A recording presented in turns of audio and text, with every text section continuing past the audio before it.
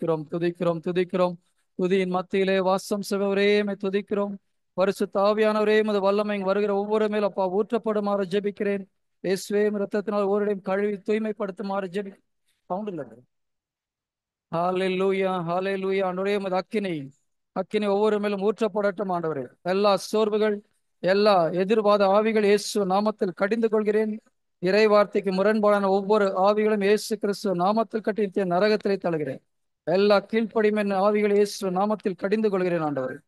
Thank you holy spirit. Thank you, thank you, thank you. Praise the lord, praise the lord. Okay, எல்லோரும் அமருங்க.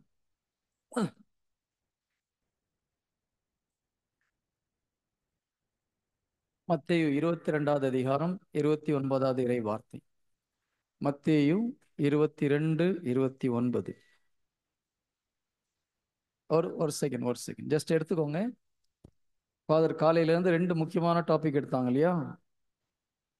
First topic இறை வார்த்தையுடைய முக்கியத்துவம், இரண்டாவது பரிசுத்தாவியுடைய முக்கியத்துவம், தூய ஆவியானுடைய முக்கியத்துவம். இது ரெண்டும் ஒரு கிறிஸ்தவனுக்கு மிக மிக அவசியமான ஒன்று. அதை தான் இங்கே ஜீசஸும் சொல்றார். மத்தேயு 22:29. படிங்க பிரதர். அவர் உங்களுக்கு மறைநூலும் தெரியாது,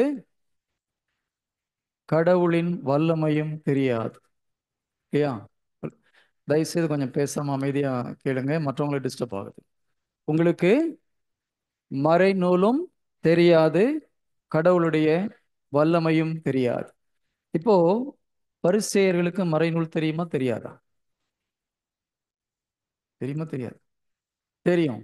அப்ப ஜீசஸ் போய் சொன்னாரா? ஆமாவா இல்லையா? அப்ப ஏதாவது ஒண்ணு உண்மையா இருக்கணும் இல்லையா? ஆமான்றது உண்மையா இருக்கணும், இல்லை இல்லைன்றது உண்மையா இருக்கணும். இயேசு கிறிஸ்து பரிசேயர்களை பார்த்து சொல்றாரு, உங்களுக்கு மறைநூலும் தெரியாது, கடவுளுடைய வல்லமையும் தெரியல. ஆனா பரிசேயர்களுக்கு மறைநூல் நல்லாவே தெரியும் இல்லையா? அவங்க திருச்சட்ட வல்லுநர்களாக இருக்கிறாங்க. ஸ்கிரைப்ஸ்ன்னு சொல்லுவாங்க ஆங்கிலத்தில். ஸ்கிரைப்ஸ்னா பைபிள் அந்த காலத்தில் எழுதுவாங்க. ஸோ திருச்சட்ட வல்லுநர்களாக இருக்கிறாங்க. பைபிள் நல்லா தெரியும் அவங்களுக்கு, இறைவார்த்தை நல்லாவே தெரியும். ஆனால் ஜீசஸ் என்ன சொல்றாரு?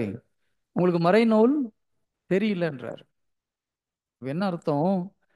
பைபிள் படிக்கலாம், ஆனா பைபிளை தெரிந்து கொள்ளும் விதமாக தெரிந்து கொள்ளாமல் இருக்கலாம்.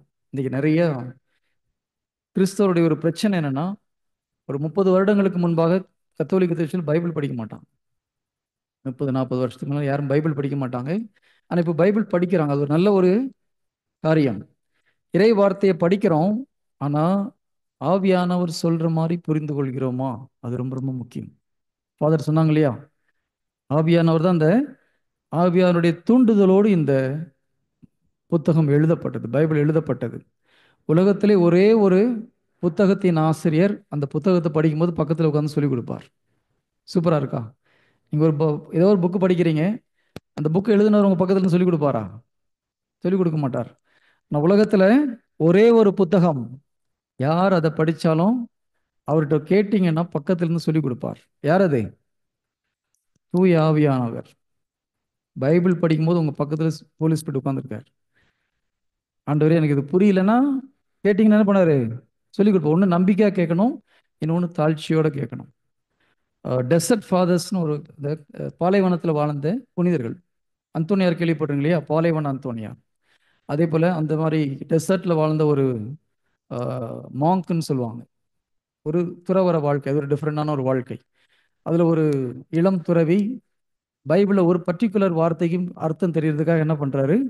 6 மாதம் ஜெபிக்கிறார். ஒரு வேர்ஸுடைய மீனிங் கண்டுபிடிக்கிறதுக்காக 6 மாதம் அவர் கஷ்டப்பட்டு ஜெபம் பண்ணியும் அவருக்கு அப்படி அர்த்தம் தெரியல. அப்போ என்ன பண்ணுறாரு? சரி, நம்ம ஒரு பக்கத்தில் இருக்கிற செல்ல உள்ள ஃபாதர்கிட்ட போய் கேட்கலான்னு பக்கத்து உள்ள ஒரு குகையில் போய் அந்த குருவான்கிட்ட போய் கேட்கலான்னு வெளியில் வராரு. அப்போ ஆவியானவர் அந்த மீனிங்கை சொல்லி கொடுக்குறார். புரியுதுங்களா? 6 மாதம் ஜெபித்தும் அவருக்கு சொல்லாத காரியம் எப்போ சொல்லப்படுது? இன்னொருத்தர் போய் கேட்கலான்னு தன்னை தாழ்த்தும் பொழுது ஆவியானவர் அவர்களை அதனுடைய முக்கியத்துவத்தை சொல்லி கொடுக்கிறார். அப்போ ஹோலி ஸ்பிரிட் நான் கேட்குறேன், எனக்கு சொல்லி தர மாட்டேங்கிறேன்னு ஒரு ரீசன் என்னவா இருக்கலாம்? நான் படித்து கற்றுக்கிறேன், அப்படின்னு ஒரு சின்ன ஒரு பெருமை இருக்கலாம். நான் முதல்ல கடவுளுக்குள்ள வந்தபோது 2005 38 வயசுல இயேசு கிறிஸ்து என்னை தொட்டார். பரிசுத்த ஆவியானவர் மூலம் தொடப்பட்டேன். அப்போ நான் ஆக்சுவலாக இன்ஜினியரிங்ல கோல்டு மெடலிஸ்ட், சில்வர் மெடலிஸ்ட். ஓகேங்களா? திமிரு இருக்குமா இருக்காதா? கொஞ்சம் நம்மளால படிக்க முடியும்னு ஒரு கர்வம் உண்டு. அப்போ முதல்ல கடவுள் தொடப்பட்டு பாவ செய்தனம் பண்ணி முடிச்ச உடனே என்னுடைய சகோதரர் சொன்னார், பைபிளை நல்லா படுறான் அப்படின்னு ஒரு புது பைபிள் கொடுத்தான். நான் அப்படி இடது கையில வச்சு இப்படி திருப்பி பார்த்து, இது நான் ஒரு 6 மாசத்துல முடிச்சிடலாம். என்ன சொன்னேன்? 6 மாசத்துல முடிச்சிடலாம். 6 வருஷம் படிச்சும் பைபிளை ஃபுல்லா முடிக்க முடியல. Price the Lord. பெருமைப்பட்ட ஒண்ணும் நடக்காது. இது ரொம்ப உலகப்பூர்வமான காரியம் வேறு, கடவுளுக்குள்ள காரியம் வேறு. நீங்க உலகப்பூர்வமா எதெல்லாம் பெஸ்ட்ன்னு நினைக்கிறீங்களோ அதெல்லாம் இங்க வரும்போது ஒஸ்டா இருக்கும், இல்லையா? நான் என்ன சொன்னேன்? 6 மாசத்துல இந்த பைபிளை படிச்சு முடிச்சுட்டு நான் வேணா மினிஸ்ட்ரி பண்றேன். 6 வருடம் படித்து அந்த பைபிளை பாதி கூட உருப்படி என்னால் படிக்க முடியல. அதுவும் புரிந்து கொள்ளவும் முடியல ஒழுங்கா. அப்போதான் ஆண்டவர்கிட்ட மன்னிப்பு கேட்டேன். ஆண்டவரே, தெரியாம சொல்லிட்டேன், மன்னிச்சுக்கோங்க, நீங்க சொல்லிக் கொடுங்க. அதன் பிறகு ஆவியானவர் சொல்லிக் கொடுத்தார். Price the lord. Hallelujah. So உலகம் நமக்கு சொல்லிக் கொடுப்பது வேறு, உண்மை வேறு. உதாரணமா, செல்ஃப் கான்ஃபிடன்ஸ் நல்லதா நல்லது இல்லையா? இன்னும் சாதாரண ஒரு கேள்வி கேட்டேன். தன்னம்பிக்கை நல்லதா நல்லது இல்லையா? இதுக்கு ஏன் இவ்வளவு யோசனை? நல்லதுன்றவங்க கை தூக்குங்க பார்க்கலாம். கை மேலேயே வரமாட்டேங்குது சிஸ்டர். 1 2 பேர் தானா? 3 5 வேற தைரியமா தூக்குங்க பார்க்கலாம். நல்லதுன்னு சொல்றாங்க. ஓகே, ஒரு பாய்ஸ்ல ஒரு 2 பேரும் தூக்குறாங்க. கேர்ள்ஸ் தான் ரொம்ப செல்ஃப் கான்ஃபிடன்ஸா இருக்காங்க போகுது. Very good. ஓகே. இப்போ பைபிள் என்ன சொல்லுதுன்னா, அழிந்து போகிற மனிதன் மேல் நம்பிக்கை வைத்தவன் சபிக்கப்பட்டவன். மனிதனை நம்புறவன் சபிக்கப்பட்டவன் இருக்கு. நம்மளை நம்பினாலும் என்ன ஆகும்? ஆண்டவர் பார்வையில் நம்ம சபிக்கப்பட்டவன். Praise the lord. தன்னம்பிக்கை நல்லதா நல்லது இல்லையா? உலகம் சொல்லிக் கொடுக்குறது, உலகம் என்ன சொல்லிக் கொடுக்குது? ஆ யானையின் பலம் தும்பிக்கையிலே, மனிதனின் பலம் நம்பிக்கையிலே. ஆனா பைபிள் அப்படி சொல்லலை. உன் மேல நம்பிக்கை வச்சா நீ பார்த்துக்கணும் விட்டுருவார். கடவுள் மேல் நம்பிக்கை வைக்கும் போதுதான். புனித பவுல் பாருங்க. ஓகே, படிங்க பார்க்கலாம். பிலிப்பியர் 4:13.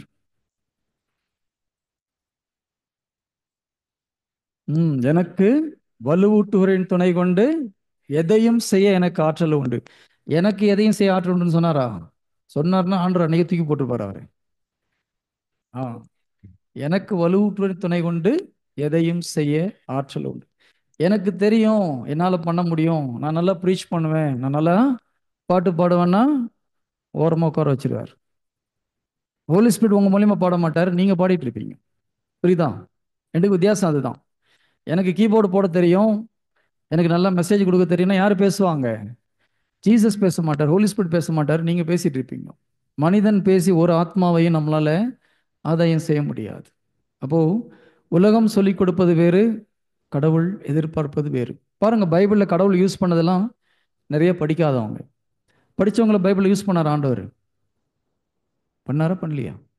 நான் நிறைய கேள்வி கேட்பேன். ஏன்னா மைண்ட்ல இருக்கிற டவுட் கிளியர் ஆகும். அரைகுறையா தெரியுது கிளியர் பண்றதுக்காக கொஸ்டின் கேட்பேன். படித்தவர்களை கடவுள் பயன்படுத்தினாரா பயன்படுத்தலையா? பயன்படுத்தினாரா? எதுக்கும் ரெண்டுக்கும் இப்படியும் சொல்றீங்க இப்படியும் சொல்றீங்க. உண்மையிலே படிச்சவங்கள பயன்படுத்தினாரா? சரி, எத்தனை பேர் பயன்படுத்தினார்னு சொல்றீங்க? ஒருத்தர் சொல்றாரு. ஓகே, வேற யாராவது? 2 பேர். ஓகே, படிச்சவங்கள மற்றெல்லாம் படிக்காதவங்க மட்டும் தான் பயன்படுத்தினாரா? சென்ட் பால் படிச்சவர் கிடையாதா? தயவுசெய்து நீங்க ஆன்சர் பண்ணாதீங்க. சென்ட் பால் படிச்சவரா படிக்காதவரா? அவர் பயங்கரமா படிச்சவர். கமாலியல் என்ற ஒரு மிகப்பெரிய ஆசிரியருடைய மாணாக்கர் அவர். ஓகேங்களா? சட்டத்திட்டங்களை பயங்கரமா படிச்சு, அவர் எழுத்தை பார்த்தாலே உங்களுக்கு தெரியுது. படிக்காதவங்களுக்கு பயங்கரமா படிச்சவர் எழுதின எழுத்து அது. ஸோ புனித பவுல் அடிகளார் அருமையாக படித்தவர். அவர் பெருமையா சொல்றார், நான் கமாலியருடைய சீடர்னு சொல்றார். அப்படின்னா என்ன அர்த்தம்? பெரிய ப்ரொஃபஸர் நான் படிச்சவன்டா, உங்களை மாதிரி கிடையாதுன்னு அர்த்தம். கடவுளால் அவங்களையும் பயன்படுத்த முடியும். எப்போ என்னால ஒண்ணும் முடியாது, எனக்கு வலுவூட்டுவரின் துணை கொண்டு எதையும் செய்ய முடியும்னு சொல்லும்போது, தயவுசெய்து சிஸ்டர் நீங்க யாரும் புரியுதுங்களா? எப்பொழுது கடவுளுக்கு அந்த மாட்சிமை கொடுத்து எங்கிட்ட ஒன்றும் கிடையாதுன்னு ஒப்பு கொடுக்கும் பொழுது படித்தவர்களையும் கடவுள் பயன்படுத்துறார். ஆனா என்னால முடியும்னு சொல்லும் போது அவங்கள கடவுள் பயன்படுத்துறது கிடையாது. Praise the Lord. Hallelujah. அப்போ பரிசேயர் சதுசேயர்களுக்கு இறை வார்த்தை தெரியுது. ஆனா புனித பவுல் சொல்வார், எல்லாம் எனக்கு தெரியும்னு சொல்றவன் எதையும் தெரிந்து கொள்ளும் விதமாக தெரிந்து கொள்ளவில்லை. எனக்கு பைபிள் தெரியும் அப்படின்னா என்ன அர்த்தம்? இன்னும் ஒழுங்கா சரியா தெரியலன்னு அர்த்தம். அறகுறையா தெரியுது, அறவேக்காடுன்னு அர்த்தம். புரியுற மாதிரி சொன்னான். Praise the lord. Hallelujah, hallelujah. அப்போ பைபிள் தெரிகிறது வேற, உண்மை தெரிகிறது வேற. இறை வார்த்தையை தெரிந்து கொள்வது வேறு, உண்மையை தெரிந்து கொள்வது வேறு. இறை வார்த்தை உண்மை தானே? உண்மையா? உண்மை இல்லையா? அப்புறம் என்ன இறை வார்த்தை படிச்சா வேறன்றீங்க, உண்மையை படி தெரிஞ்சுக்கணும்னு சொல்றீங்க. நான் மறுபடியும் சொல்றேன், இறை வார்த்தையை தெரிந்து கொள்வது வேறு, உண்மையை தெரிந்து கொள்வது வேறு. நிறைய பேருக்கு பைபிள் தெரியும், ஆனா உண்மை தெரியாது. இப்போ யாருக்காவது எங்க உடம்பு கை கால் வலி உள்ளவங்க யாராவது இருக்கீங்களா? மூட்டு வலி, ஷோல்டர் பெயின், பேக் பெயின் யாராவது இருக்கிறவங்க இருக்கீங்களா? யாருமே இல்லையா? குட். எல்லாருமே நல்லா உடல் நலத்தோட இருக்கிறீங்கன்னு நினைக்கிறேன். இல்லை பயத்தில் கை தூக்காமல் இருக்கிறீங்களா? டாக்டர்ஸ்லாம் இருக்காங்க, அதுக்கு தான் கேட்டேன், வேற ஒன்றும் இல்லை. எல்லாத்தோட சீஃப் டாக்டர் ஒருத்தர் இருக்கிறார். யாருக்குமே எந்த பெயினும் இல்லையா? நல்லது. நாளைக்கு வெளியில் வந்து ப்ரேயர் பண்ணுங்க பிரதர்னு பண்ண மாட்டேன்.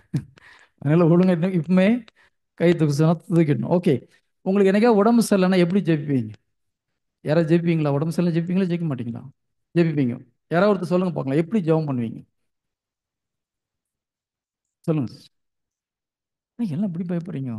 சரி, ரிலாக்ஸ் ரிலாக்ஸ். ஓகே, இங்க தப்பா சொன்னாலும் யாருக்கும் ஒரு மார்க் கொடுக்க போறதில்ல, அவார்டு கொடுக்க போறதில்ல. கரெக்டா சொன்னாலும் அவார்டு கொடுக்க போறதில்ல. So feel free and talk. Okay. எப்படி ப்ரேயர் பண்ணீங்க? உடம்பு சரியில்லை, நீங்க எப்படி ப்ரேயர் பண்ணீங்க? யாராவது ஒருத்தர் சொல்லுங்க பார்க்கலாம். எப்படி ஜெயிப்பீங்க? இவ்வளோ சைலண்டா இருக்கிறீங்க. ஓகே, நீ சொல்லுமா. நீ வேணாம் விடு, நீங்க ட்ரைனிங் வர ஆளு. ஓகே, வேற யாராவது? ஜீசஸ் ப்ரேயர் பண்ணீங்களா, பண்ண மாட்டீங்களா? பண்ணீங்க. ஓகேயா? ஆண்டவரே என்னை குணப்படுத்துங்கன்னு சொல்லுவீங்களா, சொல்ல மாட்டீங்களா? சொல்லுவீங்க இல்லையா? அது ஏன் சொல்றது இவ்வளோ கஷ்டம்? ஓகே. ஆனா பைபிள் என்ன சொல்லி கொடுக்குது தெரியுமா? நம்ம எப்படி ஜெபம் பண்றோம்? நார்மலாக உடம்பு சரியில்லைன்னா கடவுள்கிட்ட ஜெபிக்கும் போது, ஜீசஸ் ஜெபிக்கும் போது எல்லாம் எப்படி ஜெபிக்கிறோம்? ஆண்டவரே எனக்கு கை வலிக்குது, என் கை வலியை குணமாக்குங்க. இல்லை ஜுரமா இருக்கு, ஜுரம் போறதுக்கு என்ன குணமாக்குங்கன்னு சொல்லி ஜெபிக்கிறோம். அப்படிதானே ஜெபிப்பீங்க? கரெக்டா இல்லையா? ஓகே. ஆனா பைபிள் வேற மாதிரி சொல்லுது. 1 பேதுரு 2வது அதிகாரம், 1 பேதுரு 2வது அதிகாரம் 24வது இறை வார்த்தை. யாராவது ஒருத்தர் சிலுவையின் மீது தம் உடலில் நம் பாவங்களை அவரே சுமந்தார், நாம் பாவங்களுக்கு இறந்து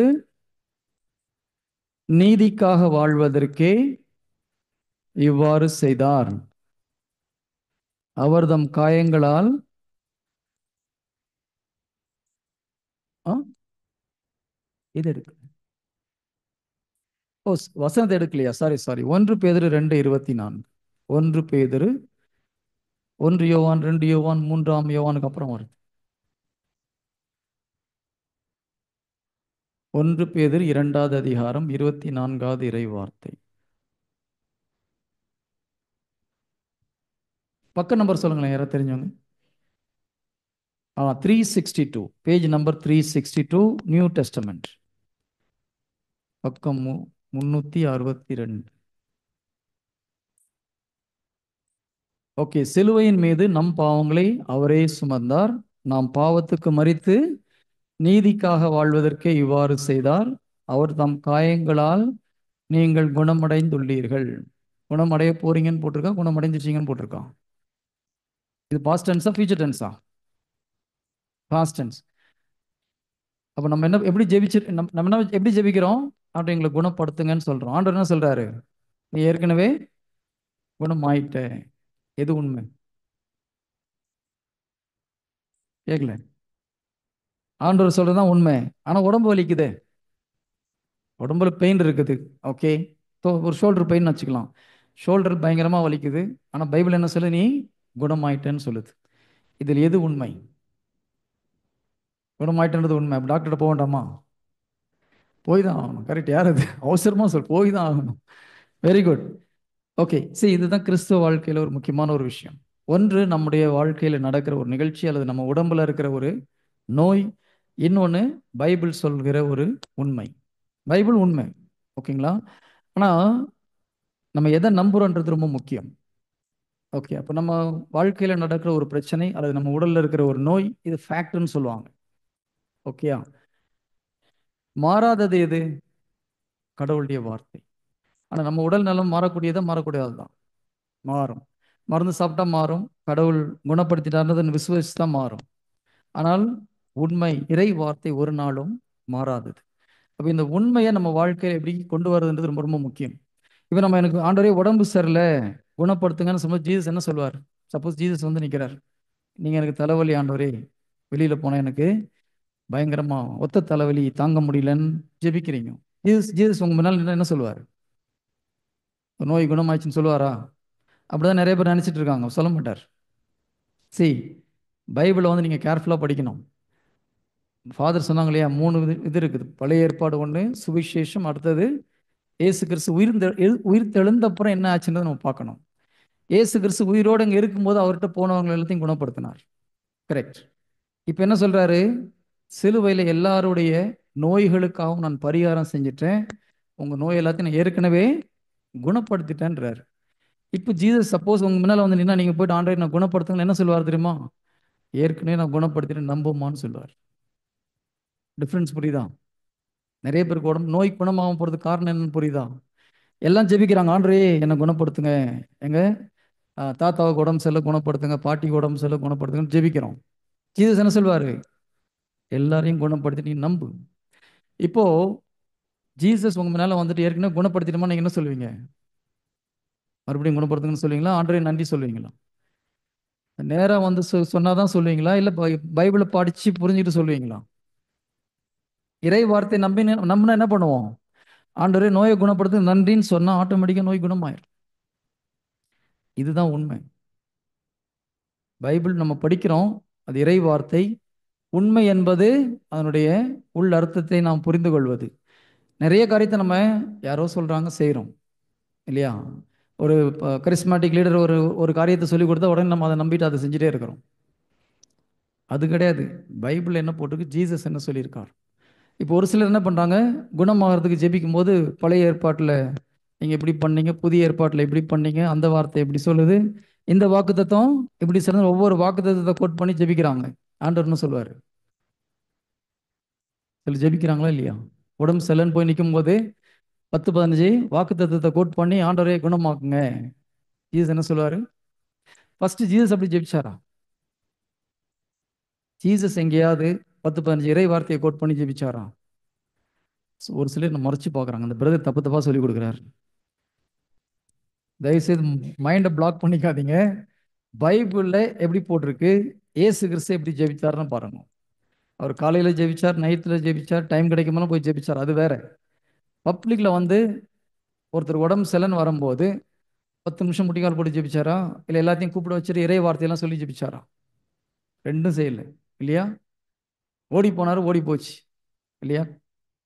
கடலே இறையாதேனாரு, அமைதியாயிடுச்சு. காற்றை அடங்கினாரு, அடங்கி போச்சு. உன் நோய் உன்னை விட்டு நீங்கியதுனாரு, நீங்கி போச்சு. இதைத்தான் நம்மளையும் செய்ய சொல்றாரு. இதை நம்ம செஞ்சிருந்தோம்னா அது நடந்திருக்கும். இதுக்கு பதிலாக நம்ம என்ன பண்றோம்? எரேமியா 22:35, எஸ்ஐயா 55:15, ஜீசஸ்க்கு நம்ம ஞாபகம் மூட்டுறோம். அவருக்கு தெரியாதா இந்த வசனத்தில் இது இருக்குன்னு? தெரியுமா தெரியாதா? சொன்னதே அவர் தானே. அவருக்கு ஏதோ மறந்து போற மாதிரி நம்ம என்ன பண்றோம்? அந்த வாக்கு தத்துவம் இந்த வாக்கு தத்துவம் எல்லாத்தையும் சொல்லி முடிச்சுட்டு அன்றை இப்போ குணப்படுத்துங்க. அவர் ஒரே ஒரு வார்த்தை சொல்றார், ஏற்கனவே குணப்படுத்திட்டேன், ஜஸ்ட் பிலீவ் மீ. நம்ம மிஸ்டேக் புரியுதா? இதுதான் ட்ரூத், இதுதான் உண்மை. நிறைய பேர் இந்த உண்மையை விட்டுட்டு என்ன பண்றோம்? யாரோ நம்முடைய சீனியர்ஸ் நான் ஒரு 10 வருஷம் அப்படிதான் பண்ணிட்டு இருந்தேன். எல்லாம் உலக தெரிஞ்ச இறை வார்த்தையெல்லாம் சொல்லி அன்றைய குணப்படுத்துங்க. ஒன்றும் நடக்கலை. என் வாழ்க்கையில் நடந்தது சொல்றேன். ஒன்றும் நடக்கலை. ஒரு சில மக்கள் வருவாங்க, நாங்கள் ரொம்ப நேரம் உட்காந்து ஜெபம் பண்ணுவோம், பார்த்தா ஒன்றும் கிடையாது. அப்போ எங்கள் சீனியர்ஸ்ட்டு போய் கேட்டேன், பிரதர் இவ்வளோ கஷ்டப்பட்டு சொன்னோம், எல்லா வார்த்தையும் சொல்லி ஜெபிச்சுமா பிரதர், ஒன்றுமே நடக்கலையே. அவங்க எனக்கு என்ன சொல்லி கொடுத்தாங்க? வர்றவங்களுக்கு நம்பிக்கை இல்லை பிரதர். வந்தவங்களுக்கு நம்பிக்கை இல்லையா, எனக்கு நம்பிக்கை இல்லையா? அந்த பொண்ணு உங்களுக்கு தான் நம்பிக்கை இல்லை. சந்தோஷமா சொல்லுது, அப்பா உங்களுக்கு தான் நம்பிக்கை இல்லை. இப்போ என்னுடைய நம்ம இப்போ நல்லா கவனிச்சுக்கோங்க. ஜீசஸ் என்ன சொல்றாரு? என் தந்தை என்னை அனுப்பியது போல நான் உங்களை அனுப்புகிறேன். ஜீசஸ் வந்துட்டு எங்கேயாவது யாராவது நோயாளி வரும்போது, அப்பா பிதாவே தந்தையே, எஸ்ஐயா தீர்க்கதரிசி புத்தகத்தில் நீங்க இப்படி சொல்லியிருக்காங்க அதனால இவங்க குணப்படுத்துன்னு சொன்னாரா? இல்லை. இப்போ அவரு பிதா அவரை அனுப்பியது போல நம்மை அனுப்பியிருக்கிறார் இல்லையா? நம்ம வேலை என்னது அப்போ? ஜீசஸ் சொன்ன மாதிரி செய்யணும். உடம்பு சரியில்லை என்ன பண்ணணும்? தலைவலியே வெளியே போனோம் போவோம். போமா? நம்ம சொன்னா போமா? போமா? சத்தமே வர மாட்டேங்குது. போகும். இங்க ஒண்ணு அங்க ஒண்ணு இங்க ஒண்ணு சத்தம் வருது. நீங்க நோய் வெளியே போனா போகுமா? அதுக்கு தான் யாராவது தலைவலிலாம் கூப்பிட்டு யாராவது செய்ய சொல்லலான்னு பார்த்தா யாரும் இல்லைன்றீங்க. ஆ? உன் கொஞ்ச நேரத்தில் வரப்போகுது பாருங்க. பொய் சொன்னவங்களுக்கு தலைவலி அதிகமாகும், மூட்டு வலி அதிகமாகும். இப்போ நான் உண்மையிலே சொல்றேன். வலியை வச்சுட்டு இல்லைன்னு சொன்னீங்க, அதிகமாக போகுது. அதனால ஒழுங்கா முதல்ல எந்திரிச்சிருங்க, ஒரு டெமான்ஸ்ட்ரேஷன் பண்ணி காமிச்சிடலாம். Praise lord. Hallelujah. Okay. So அப்போ ஜெபிக்கும் போது எப்படி எப்படி ஜெபிக்கணும்? ஜீசஸ் சொல்லி கொடுத்து ஜீசஸ் என்ன பண்ணா செய்யணும்? ஏ அவர் பேரை யூஸ் பண்ணானா? ஏன்னா நம்மகிட்ட சக்தி கிடையாது. ஆண்டவருடைய வல்லமை, அவருடைய நாமத்துடைய வல்லமை. இயேசு கிறிஸ்து நாமத்தை அந்த நோய் வெளியே போனால் என்ன ஆகும்? போகும். இது வரைக்கும் நீங்கள் ட்ரை பண்ணி இதுக்கப்புறம் ட்ரை பண்ணி பாருங்க, நிச்சயமா போகும். Praise lord. ஹalleluya. அப்போ இதுதான் சத்தியம். எது சத்தியம்? இது வரைக்கும் நம்ம பண்ணது தப்பு. உண்மை என்னது? இயேசு கிறிஸ்து நம்ம ஏற்கனவே குணமாக்கிட்டார். நமக்கு ஒரு உடம்பு சரியில்லை, ஆண்டவரை என்னை குணப்படுத்துறதுக்கு நன்றின்னு சொல்லும்போது அந்த நோய் நம்மை விட்டு போகும். இன்னொருத்தருக்கு ஜெபிக்க சொல்லும்போது இயேசு கிறிஸ்து நாமத்தில் நோயை வெளியே போனால் போயிடும். செய்வீங்களா? யாராவது உடம்பு சரியில்லைன்னு வரும்போது உங்களை தான் கூப்பிடுவேன். செய்யுங்க. செய்யும் போது போகலைன்னா ஏன் போகலன்னு உங்களுக்கு சொல்லித்தரேன்.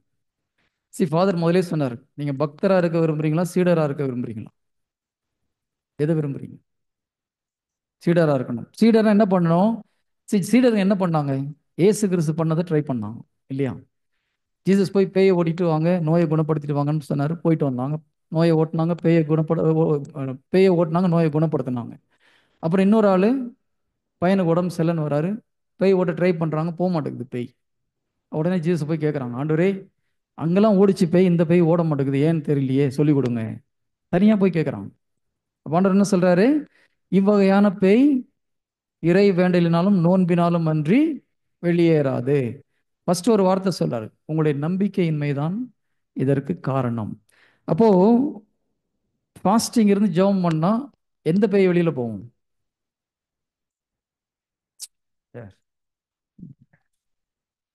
எந்த பேயை பற்றி சொல்லிட்டு வராருங்க ஜீசஸ்?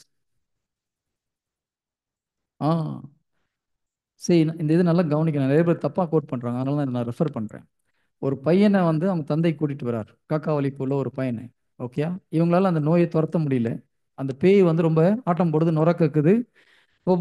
சீடர் துரத்த முடியாம ஜீசஸ் அதை துரத்தி ஒரு கிளியர் பண்றார். தனியா போய் கேட்குறாங்க, ஆண்டவரே ஏன் இந்த நோய் எங்களால், இந்த பேயை ஏன் எங்களால் ஓட்ட முடியல? ஜீசஸ் ஃபர்ஸ்ட் வார்த்தை என்ன சொல்றாரு? உங்களுடைய நம்பிக்கையின்மையே காரணம் அப்படின்னு சொல்லிட்டு தான் என்ன பண்றாரு? இவ்வகையான பேய் நோன்பினாலும் உபவாசத்தினாலும் ஜெபத்தினாலும் அன்றி துரத்த முடியாது. அப்ப ஜீசஸ் எந்த பேயை சொல்றாருங்க? அவிவிசுவாசம் என்ற பேய். புரியுதுங்களா? அப்போ அவிவிசுவாசன்ற பேயை துரத்துறதுக்கு நோன்பு மிக மிக அவசியம். நிறைய பேர் எதுக்கு ஃபாஸ்டிங் இந்த ப்ரேயர் பண்றாங்க? இப்போ உலகப்பூர்வமாக நிறைய பேர் ஃபாஸ்டிங் வந்து ஜெபிக்கிறாங்க இல்லையா? ஒரு ஃபாஸ்டிங் போட்டு ப்ரேயர் பண்ணுங்க பிரதர். நான் 3 நாள் ஃபாஸ்டிங். எதுக்கு? வேலை கிடைக்கலனா 3 நாள் ஃபாஸ்டிங், கல்யாணம் ஆகலைன்னா 1 வாரம் ஃபாஸ்டிங் இல்லையா? ஃபாஸ்டிங் ஜீசஸ் இதுக்காக சொன்னார். புரியுதுங்களா? உண்மைக்கும் சாதாரணமாக நம்ம பைபிள் படிக்கணும் வித்தியாசம். ஜீசஸ் ஃபாஸ்டிங் இருக்கு சொன்னால் அதனால ஃபாஸ்டிங் இருக்கு. எல்லாத்துக்கும் ஃபாஸ்டிங். வேலை கிடைக்கலாம் 3 நாள் ஃபாஸ்டிங். நம்மளுக்கு ஒரு காரியம் ஆகுறேன்னா 1 நாள் ஃபாஸ்டிங், இல்லைன்னா வாரத்துக்கு 1 நாள் ஃபாஸ்டிங், ஒரு வெள்ளிக்கிழமை ஃபாஸ்டிங், ஒவ்வொரு நாள் ஃபாஸ்டிங் இருக்கிறோம். ஜீசஸ் இதுக்கு ஃபாஸ்டிங் இருக்கு சொல்லலை. நமக்குள் இருக்கிற அபிவிசுவாசம் என்ற பேயை துரத்துவதற்கு ஃபாஸ்டிங் இருக்கு சொன்னார். Praise the lord. ஹalleluya. ஏன்னா ஒரு மனிதனுக்குள் அபிவிசுவாசம் இருக்கும் பொழுது அவன் ஜெபிக்கிற ஜெபம் கேட்கப்படாது. நிறைய பேர் ஜெபிச்சு நான் ஜெபிச்ச மாதிரி நடக்கலன்னு யாராவது இருக்குங்களா? இங்க யாராவது நீங்க ஜெபம் பண்ணி நடக்காம விஷயம் இருந்திருக்கா? எல்லாம் புனிதர்கள் தான் வந்து உட்காந்துட்டு இருக்கீங்க நினைக்கிறேன்.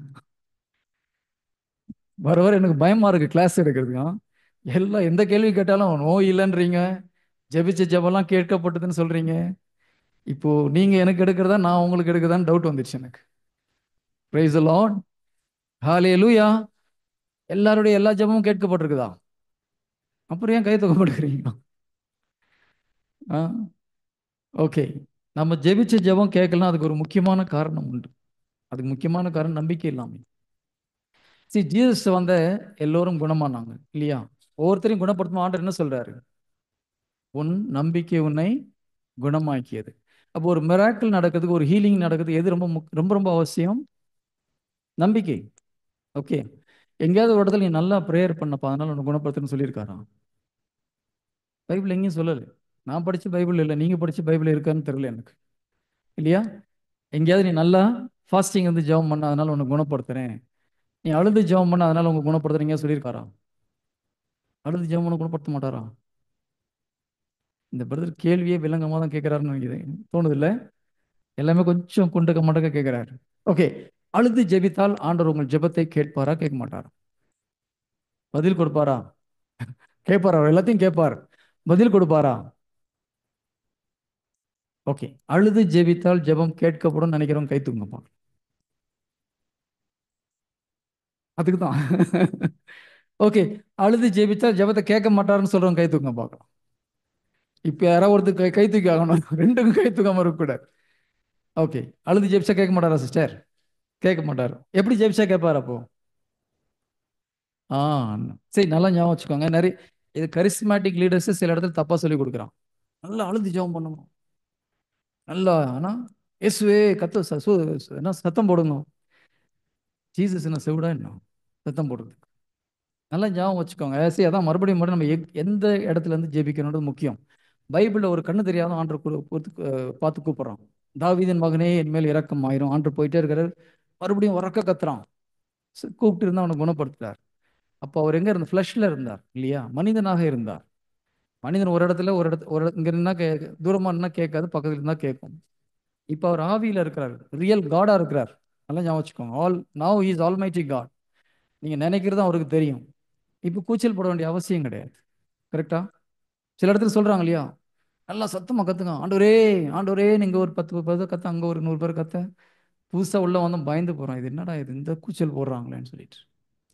ஜீசஸை கத்த வேண்டிய அவசியம் இல்லை. அவர் கேட்கறது ஒண்ணே ஒண்ணு, நம்பிக்கையோடு ஜெபிச்சேன்னா உன் ஜெபம் கேட்கப்படும். அதுதான் அவர் பார்க்குறார். Do you believe my word?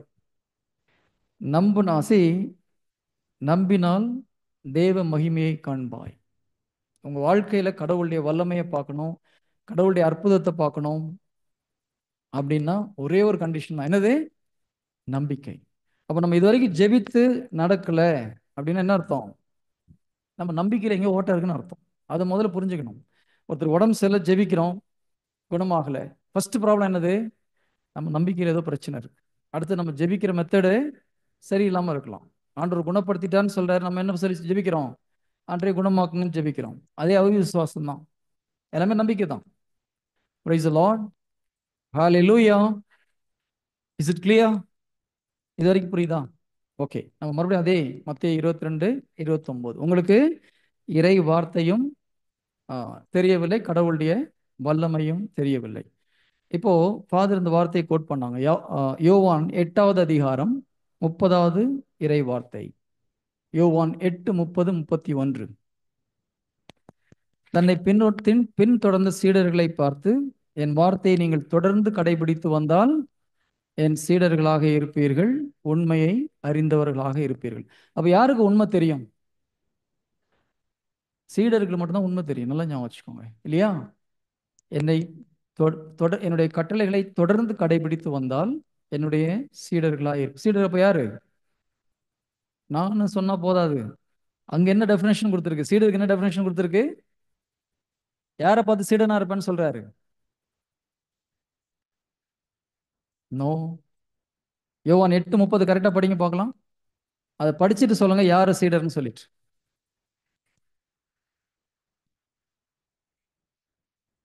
No. Sister நீங்க விட்டு சிஸ்டர்ஸ் டோன்ட் டிஸ்ட். தயவுசெய்து யோவான் 8:30 படிச்சுட்டு யார் சீடர்னு சொல்லுங்க பார்க்கலாம். அந்த வார்த்தையில இருக்குது அர்த்தம். யாரை பார்த்து ஆண்டவர் சீடரா இருப்பீங்கன்னு சொல்றார்? நோ. எல்லா யூதரையும் சொல்லல ஆண்டவர். படிங்க பார்க்கலாம், யாரோ ஒருத்தர் ஸ்லோவா படிங்க. ம். ஓகே, சாரி, அடுத்த வார்த்தை. ஓகே, இயேசு தன்னை நம்பிய யூதர்களை நோக்கி, ம், அப்ப யார் யார் உண்மையிலே சீடரா இருக்க முடியும்? ஆ, யார் வார்த்தையை தொடர்ந்து கடைபிடித்து வராங்களோ அவங்க தான் கடவுளுடைய சீடர். கிறிஸ்தவங்களாம் கடவுள் சீடர் நாங்கள் சொல்லவே இல்லை ஆண்டவர். நல்லா ஞாபகம் வச்சுக்கோங்க. கிறிஸ்தவர்கள் எல்லாம் என்னுடைய சீடர்கள் இங்கே சொன்னாரா? என்னுடைய வார்த்தையை நீங்கள் இன்னைக்கு கடைபிடிச்சு நாளைக்கு நாளைக்கு கை விட்டுட்டா சீடர் கிடையாது. தொடர்ந்து கடைபிடித்து வந்தீர்கள் என்றால் என்னுடைய சீடர்களாக இருப்பீர்கள், உண்மையை அறிந்தவர்களாகவும் இருப்பீர்கள். அப்ப யாருக்கு உண்மை வெளிப்படுத்தப்படும்?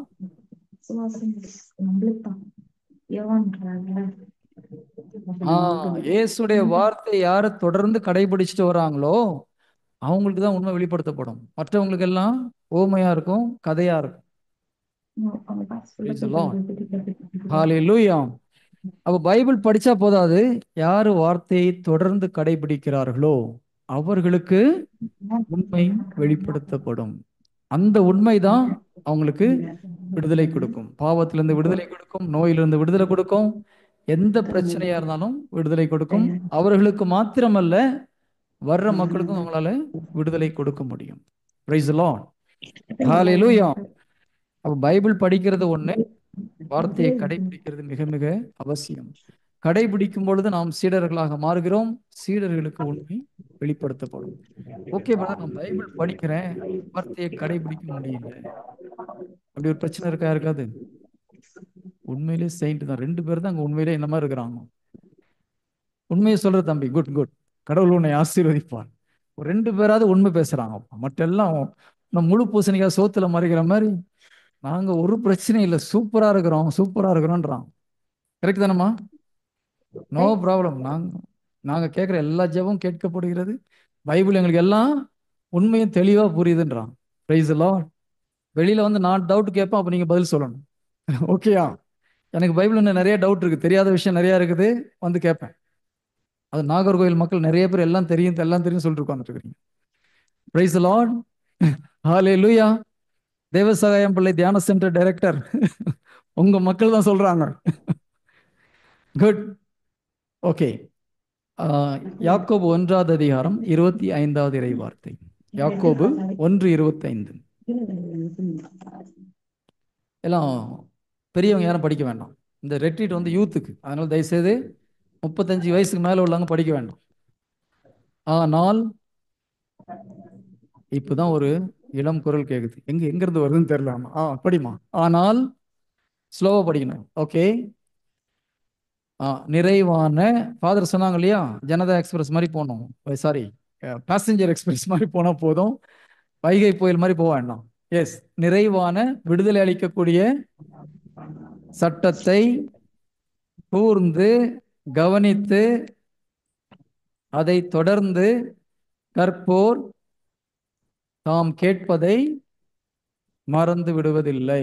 ஓகே, ஒரு செக். அப்புறம் அவர்கள் அதற்கேற்ற செயல்களை. ஓகே, பைபிள் படிக்கிறது எப்படின்னு இந்த இடத்துல பைபிள்ல ஒரு மெத்தட் சொல்லியிருக்காங்க. பைபிளை எப்படி படிக்கணும்னு சொல்லி யாக்கோபு சொல்லி கொடுக்கிறார். நிறைவான விடுதலை அளிக்கக்கூடிய இந்த திருச்சட்ட நூலை ஃபர்ஸ்ட் என்ன பண்ணோம்? கூர்ந்து கவனித்து தொடர்ந்து படிக்கணும். ஓகேங்களா? கூர்ந்து கவனித்து தொடர்ந்து படிக்கணும்னு சொல்லியிருக்காரா, கற்கணும்னு சொல்லியிருக்காரா? படிக்க சொன்னாரா, கற்க சொன்னாரா? படிக்கிறதுக்கும் கற்கிறதுக்கும் என்ன டிஃப்ரென்ஸ்? Reading and studying. எதை நம்ம ரீட் பண்ணுவோம், எதை ஸ்டடி பண்ணுவோம்? நியூஸ் பேப்பர் கொடுத்தா will read the newspaper, right? We don't study the newspaper. கரெக்டா நான் சொல்றது? நியூஸ் பேப்பரை ரீட் பண்றோம், புக்கை ஸ்டடி பண்ணணும் இல்லையா? You have to reproduce. படிச்சோம்னா திரும்பி நீங்க எக்ஸாம்ல அதை முதல்ல புரியணும், புரிஞ்சாதான் ரீப்ரொடியூஸ் பண்ண முடியும். அங்க பைபிள் என்ன சொல்லியிருக்கு? You have to study the Bible, you have to கற்க வேண்டும், வாசித்த போதாதுன்றார். யார் செஞ்சது பொங்கல்? பொங்கல் யார் செஞ்சது? நம்ம அந்த வால்யூம் ஆஃப், சவுண்ட் மீட் பண்ணி விட்டு, நவீன அவங்க மீட் ஆன் போடாம. இல்லையே, பொங்கல்லையே பொங்கல் பண்ணிருக்கேன். அவங்க Praise the கிளம்பிட்டேனா? Lord. இப்போ இது ரொம்ப முக்கியமான ஒரு வார்த்தை. இந்த பைபிளை நீங்க கூர்ந்து கவனித்து நீ தொடர்ந்து சவுண்ட் கற்று இவ்வளவு வந்தா சவுண்டா? அந்த வார்த்தையின் பிரகாரம் நீங்க வாழ்வீங்கன்னு இருக்குது. அவர் இப்போ நம்ம வந்து அந்த வார்த்தையை கடைபிடிக்கல அல்லது கடைபிடிக்க முடியலன்னா என்ன ப்ராப்ளம்? சிஸ்டர் நிர்மலா மியூட் இந்த பண்ணுங்க. மெத்தடை நம்ம ஃபாலோ பண்ணலன்னு அர்த்தம். கரெக்டா? கூர்ந்து கவனித்து தொடர்ந்து. ஒருவேளை நீங்கள் இந்த ரெட்ரீட் முடிஞ்சவன்னு போனவொன்னே ஒரு 2 மாதம் 3 மாதம் daily prayer, daily Bible reading, daily discussion, அதுக்கப்புறம் கொஞ்ச நாள் கழிச்சு உள்ளதும் போச்சு, சிஸ்டர் நடக்க நிர்மலா மியூட் பண்ணுங்க. Price the Lord. Sister Nirmala please mute பண்ணுங்க. அப்படிதானா? ஒவ்வொரு தியானத்துக்கு போயிட்டு வந்துட்டு நிறைய பேர் பண்ற தப்பு அதுதான். ஒரு 3 மாசம் 4 மாசம் நான் பார்த்துருக்கேன். சில பிரதர்ஸ்லாம் தியானம் போயிட்டு வந்துட்டு, பிரதர் என்ன பிரதர் சும்மா இருக்கீங்க, ஏதாவது பண்ணணும் பிரதர். ஆஹா, என்னடா ஆச்சு உனக்கு? நம்மகிட்ட வந்து சொல்லுவாங்க, இன்னும் உற்சாகமா பண்ணும் பிரதர். சரி பிரதர், ஒரு 3 மாசம் அப்படி இப்படி, 4வது மாசம் என்ன ஆச்சு பிரதர்? வரேன் பிரதர், இன்னைக்கு கொஞ்சம் பிஸி ஆகி போச்சு. 5வது மாசம் ஆளு அட்ரஸே காணும். இது கிறிஸ்துவ வாழ்க்கை கிடையாது. தொடர்ந்து நிலைத்து நிற்கணும். Price the Lord. உணர்ச்சி வசப்பட்டு ஒரு மாசம் 2 மாசம் ஓடிட்டு அப்புறம் 4வது மாசம் ஆளை காணோம்னு தேடுற மாதிரி இருக்கக்கூடாது. நீ காலையில் கூட ஒரு பிரதர் சொன்னான், பிரதர் எல்லாம் வராங்க, ஒரு 3 மாசம் இருக்கிறாங்க, அப்புறம் அட்ரஸ் கண்டுபிடிக்க முடியல பிரதர், ஃபோன் பண்ணா கூட எடுக்கிறது கிடையாது. இது கிடையாது கிறிஸ்துவ வாழ்க்கை. தொடர்ந்து சீடனா இருக்கணும். என்ன பண்ணணும்? கிறிஸ்துவை தொடர்ந்து போகணும். என்ன தொடர்ந்து வராதீங்க, மனுஷன் தொடர்ந்து போகாதீங்க. இயேசு கிறிஸ்துவை தொடர்ந்து பின்பற்றுவது அவசியம். அவருடைய வார்த்தையை தொடர்ந்து பின்பற்றுவது அவசியம். Price the Lord. அப்ப கூர்ந்து கவனித்து தொடர்ந்து கற்போர் அதை மறந்து விடுவதில்லை. பைபிள் வசனம் எத்தனை பேருக்கு மறந்து போகுது? அடுத்து போய் செயின்ட். ஓகே, உண்மையிலே கை தூக்குங்க. யாருக்கு உண்மையிலே மறந்து போகுது? ஒரு 5 பேர், அவங்களுக்கு மட்டும் ஜெபிக்க போறேன். யார் கை தூக்குனாங்களோ அவங்களுக்கு மட்டும் விசேஷமான ஒரு ஜெபம். இப்ப எல்லாம் கை நிறைய மேல போகுது. சரி, இல்ல பயங்கரமான ஆளுங்க. ஓகே, இப்போ ஜெபிக்கலாம். கண்ணம் போடுங்க. உண்மையா கேட்டீங்கன்னா கடவுள் கொடுப்பார். நம்பிக்கையோடு கேட்டீங்க. ஆண்டவரே, இங்க வந்திருக்கிற ஒவ்வொரு சகோதர சகோதரிகளையும் உமது பாதத்திலே ஒப்புக் கொடுக்கிறோம். இதோ உம்முடைய இறை வார்த்தையை உள்ளத்தில் நிறுத்த வேண்டும் என்று வாஞ்சியோடு கரங்களை உயர்த்திய ஒவ்வொரு சகோதர சகோதரியும் உமது பாதத்திலே ஒப்புக் கொடுக்கிறோம். ஆண்டவரே, இதோ அந்த வார்த்தையை இருதயத்தில் ஊன்ற விடாமல் தடை செய்கிற ஒவ்வொரு தீய சக்திகளையும் இயேசு கிறிஸ்துவின் நாமத்தில் கடிந்து கொள்கிறேன். I rebuke that spirit in the name of Jesus. Leave them right now. இறை வார்த்தையின் மேல் ஆர்வம் இல்லாமல் மற்ற காரியங்களில் ஆர்வத்தை கொடுக்கிற தீய சக்திகளை, every distraction spirit, I bind you, curse you, leave them in the name of Jesus. Thank you holy spirit, thank you holy spirit. ஆவியானவரே, நீர் செயல்படுவதற்காக நன்றி. 2 கொரிந்தியர் 4:4 இறை வசனத்தில் நீர் கூறியது போல, இதோ இந்த இறை வார்த்தையின் மாட்சியை காண விடாமல் தடை செய்கிற அந்த தீய சக்தியை இயேசுவின் நாமத்தில் கடிந்து கொள்கிறேன். ஐ rebuke that spirit in Jesus name. இதோ இங்குள்ள சகோதர சகோதரின் ஆன்மீக கண்கள் காதுகள் இயேசு கிறிஸ்துவ நாமத்தில் திறக்கப்படட்டும். Thank you my Lord. பைபிளை தொடர்ந்து வாசிக்கக்கூடிய கிருபையப்பா நீர் கொடுக்குமாறு ஜெபிக்கிறேன். fill them with your desire. உம்முடைய வார்த்தையின் மேல் தாகத்தை ஊற்றுமாறு ஜெபிக்கிறேன். Thank you Jesus. Amen. Praise the lord. Hallelujah. Okay, so தொடர்ந்து கடைபிடிக்கும் பொழுது நமக்கு உண்மை தெரிகிறது. நான் 2 விஷயத்த சொன்னேன். ஒன்று, நோயை ஆண்டவர் ஏற்கனவே குணப்படுத்திட்டார் இல்லையா? இன்னொன்று, இந்த வார்த்தையை நீங்கள் தொடர்ந்து படிக்கும்போது என்ன ஆகுது? அந்த வசனம் ரொம்ப முக்கியம். நீங்கள் அதை ஆட்டோமேட்டிக்காக வாழ்க்கையில் கடைபிடிப்பீங்க இல்லையா? இந்த வார்த்தையை தொடர்ந்து கூர்ந்து படிக்கும் பொழுது நீங்கள் அதை கடைபிடிப்பவர்களாக, அந்த கடைசி ஒரு முறை படிங்க பார்க்கலாம். 25வது இறைவன் கீழே வச்சிருங்க, டிஸ்டர்பன்ஸ் இருக்கு. யாக்கோபு 1:25. நிறைவாக விடுதலை அளிக்கக்கூடிய இந்த திருச்சட்ட நூலை கூர்ந்து கவனித்து தொடர்ந்து கற்போர் தாங்கள் கேட்பதை மறந்து விடுவதில்லை. அடுத்தது, அதற்கேற்ற செயல்களையும் செய்வார். அப்படிங்க, வெரி குட். ஸோ இந்த மெத்தடில் நீங்க படிச்சீங்கன்னா நீங்க படிக்கிறத மறக்க மாட்டீங்க. அந்த படிச்சதை நீங்க வாழ்க்கையில் கடைபிடிப்பீர்கள். படிச்சதை வாழ்க்கையில கடைபிடிச்சா என்ன ஆவீங்க? நீங்க கடவுளுடைய சீடர்களாக மாறுவீர்கள். கடவுளுடைய சீடரா மாறினா உண்மை உங்களுக்கு வெளிப்படுத்தப்படும். அப்ப ஸ்டெப் நம்பர் 1 என்னது? மறந்து போச்சு பிரதர். பைபிளை கூர்ந்து எழுதிக்கோங்க தயவுசெய்து. Note the point first. நான் ஒரு சிம்பிள் கேள்வி கேட்குறேன், பெரியவங்க யாரும் பதில் சொல்லக்கூடாது. ஏவாள் ஏதோன் தோட்டத்தில் மரத்து மேலே ஆசைப்பட்டாங்களோ கனி மேலே ஆசைப்பட்டாங்களோ? எத்தனை பேர் கனின்னு சொல்றீங்க? என்ன கை மேலே போக மாட்டேங்குது. ஓகே, படிச்சு பாருங்க. தொடக்க நூல் 3வது அதிகாரம் 4, 5 பிரதர் வசனம். அது தொடக்க நூல் 3வது அதிகாரம் எத்தனாவது வசனம் சிஸ்டர்? 6? ஜஸ்ட் செக் பண்ணி சொல்லுங்க பார்க்கலாம். 3 யாராவது படிங்க. இல்லை அவங்களே ஒவ்வொருத்தரும் படிச்சுட்டு சொல்லுங்க பார்க்கலாம். தொடக்க நூல் 3வது அதிகாரம் 3வது இறை வார்த்தையை படிச்சுட்டு 6? ஓகே, 6வது இறை வார்த்தை. தொடக்க நூல் 3வது அதிகாரம் 6வது இறை வார்த்தை.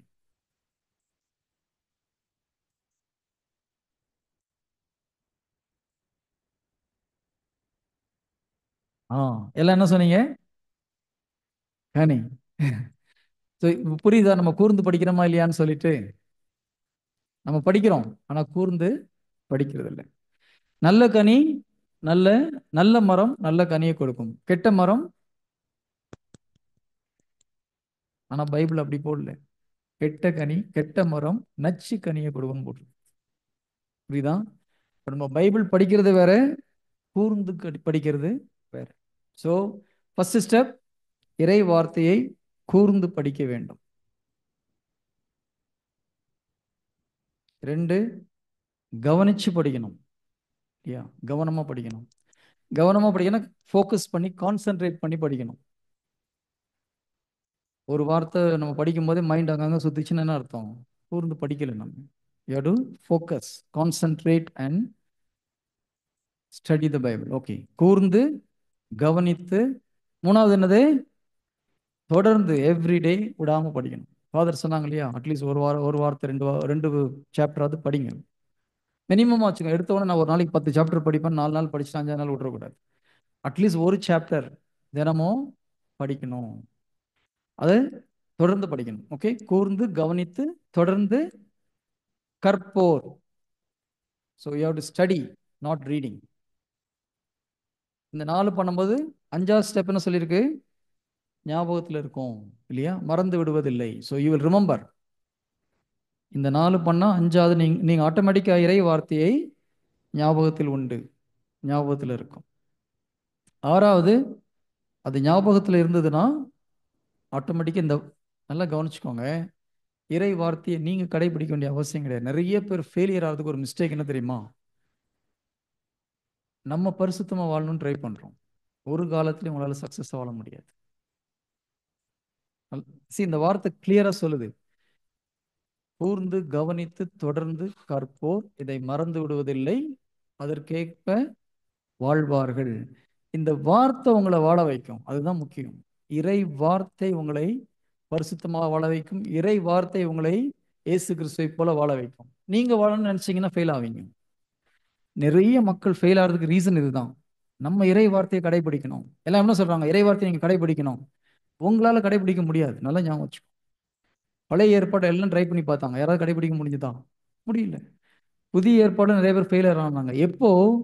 பரிசுத்தாவியானவர் வந்து உதவி செய்யும் பொழுது, கடவுளுடைய கிருபை உங்களுக்குள்ள வரும்போது, ஆண்டவருடைய வல்லமையினால் உங்களால பரிசுத்தமா வாழ முடியும். நீங்க பரிசுத்தமா வாழ நினைச்சீங்கன்னா ஒரு காலத்திலையும் முடியாது. Praise the lord. ரெண்டுக்குள்ள டிஃபரன்ஸ் புரியுதா? ரொம்ப சிம்பிளா தெரியும், பட் வெரி வெரி இம்பார்ட்டன்ட்.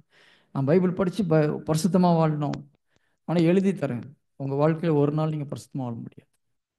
இந்த வார்த்தை உங்களை பரிசுத்தப்படுத்தும். அப்ப நம்ம செய்ய வேண்டிய வேலை என்ன? கூர்ந்து கவனித்து தொடர்ந்து படிக்கும் போது நம்ம மறக்க மாட்டோம். இந்த வார்த்தை உங்களை பரிசுத்தப்படுத்தும். பைபிள் அப்படிதான் சொல்லுது. ஃபாதர் காலைல சொன்னாங்க இல்லையா, யோவான் 15:3 சீடர்களை பார்த்து ஜீசஸ் சொல்றாரு, நீங்கள் ஏற்கனவே தூய்மையாய் இருக்கிறீர்கள் என்னுடைய வார்த்தையினால். எது அவங்களை தூய்மைப்படுத்துது? வார்த்தை தூய்மைப்படுத்தும். அவங்க நாங்க தூய்மை ஆகணும்னு நினைச்சாங்கன்னா ஒரு காலத்திலேயே முடியாது. நானே உங்களை பரிசுத்தப்படுத்தும் கர்த்தர். யார் பரிசுத்தப்படுத்துறது? கடவுள் உங்களை பரிசுத்தப்படுத்துவார். எப்படி பரிசுத்தப்படுத்துவார்? அவருடைய வார்த்தை உங்க விதயத்துல விதைக்கப்படும் பொழுது அந்த விதை வளர்ந்து பரிசுத்தம் என்ற ஒரு கனியை உங்களுக்கு கொடுக்கும். நம்ம ஓகே, 10 நிமிஷம் இருக்கு. இன்னைக்கு கொஞ்சம் லேட் ஆனாலும் 11:15 நம்ம ஸ்டாப் பண்ணிடலாம் லஞ்சுக்கு. அந்த 10 மினிட்ஸ் கொஞ்சம் பொறுத்துக்கோங்க. வயிறு கிள்ளுதா? ரொம்ப கிள்ளிச்சுன்னா ஸ்டாப் பண்ணிடலாம் இல்லையா? லேடிஸ் சைடில் இல்லைன்றது, ஜென்ஸ் சைடில் ஒன்று சத்தத்தையே காணும். தம்பிகளா 10 நிமிஷம் ஓகேயா? Okay, very good. ரொம்ப பசிச்சவங்க வேணா பின்னால் இருந்துச்சு போங்க, ஒன்றும் ப்ராப்ளம் இல்லை. ஓகே, ஸோ சரி, ஒரு ஒரு முக்கியமான ஒரு ஓமை கடவுள் சொல்றாரு. விதை விதைப்போ ஒரு உண்மை இல்லையா? விதையை எடுத்துட்டு போய் நிலத்துல விதைக்கிறாங்க. அது 4 வகையான நிலங்கள்ல விழுது. இந்த ஓமைக்கு அர்த்தம் அப்போஸ்தலனுக்கு தெரியல. என்ன பண்றாங்க? போயிட்டு ஜீசஸை கேட்குறாங்க, ஆண்டவரே இதுக்கு அர்த்தம் என்ன? ஜீசஸ் என்ன பதில் சொல்றார்? தெரியலன்னு போய் கேட்கும்போது என்ன பதில் சொல்றார்? ஆ, இந்த ஓமை உங்களுக்கு புரியவில்லை என்றால் எந்த ஓமை உங்களுக்கு புரியும்? அப்ப என்ன அர்த்தம்? இந்த ஓமையில ஒரு சீக்ரெட் இருக்குது. இந்த ஓமை உங்களுக்கு புரியலன்னா வேற எந்த ஓமையும் ஒழுங்கா புரியாது. நீங்க புரியுதுன்னு நினைச்சிட்டு இருக்கலாம், ஆனா புரிந்து கொள்ளும் விதமாக புரிந்து கொள்ளவில்லைன்னு அர்த்தம். எல்லா ஓமைக்கும் கீ எங்க இருக்குது? இந்த ஓமையில இருக்கு. எத்தனை பேருக்கு இது தெரியும்? இந்த ஓமை அவ்வளவு முக்கியமான ஒரு ஓமை. இந்த ஓமை உங்களுக்கு சரியா தெரியலன்னா மற்ற ஓமைகள் சரியா புரியாது. ஏன் தெரியுமா? பரலோக ராஜ்யத்துடைய கேரக்டர் என்ன, அந்த கிங்டம் எப்படி ஒர்க் ஆகுது, கிங்டம் ஆஃப் காட்னு சொல்லுவாங்க இல்லையா, பரலோக ராஜ்யம். அந்த பரலோக ராஜ்யத்துடைய பிரின்சிபல் கீ இங்கே தான் இருக்குது. எப்படி? உங்களுக்கு ஒரு கனி வேணும்னா என்ன பண்ணணும்? விதை வைக்கணும், போடணும் இல்லையா? ஒரு தக்காளி வேணும்னா தக்காளி விதையை விதைக்கணும். கத்திரிக்காய் விதை வேணும்னா என்ன பண்ணணும்? கத்திரிக்காய் விதையை போடணும். கரெக்ட்? எதை என்ன பண்ணுறது, இது தெரியாத எங்களுக்கு? இதுக்காக இவ்வளோ நேரம் கூப்பிட்டு வந்துட்டு பனியில் போட்டு வாட்டி எடுக்கிறேன்னு நினைக்கிறீங்களா? நிறைய சீக்ரெட் இருக்குது, நான் ஸ்லோவாக சொல்கிறேன். இப்போ உங்களுக்கு ஒரு பணப்பிரச்சனைலேருந்து வெளியில் வரணும்.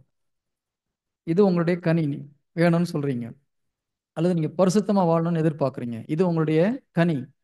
அப்போ என்ன பண்ணணும்? நீங்க முதல்ல பரிசுத்தமா வாழணுன்றதுல ஃபோக்கஸ் பண்ணக்கூடாது, நல்லா ஞாபகம் வச்சுக்கோங்க. அதுக்கு என்ன விதையோ அதை உங்க இருதயத்துல விதைக்கணும். புரியுதா? நிறைய பேர் என்ன பண்றோம்? பரிசுத்தமா வாழணும், பரிசுத்தமா வாழணும், பரிசுத்தமா வாழணும், என்னென்னமோ பண்றாங்க. ஃபாஸ்டிங் இருக்கிறாங்க, தியானம் போறாங்க, தலையில நிற்கிறாங்க, ஜெபம் பண்றாங்க, எங்கேயோ தனியா போய் உட்காந்து ஜெபம் பண்றாங்க. ஒன்றும் நடக்காது. ஏன்?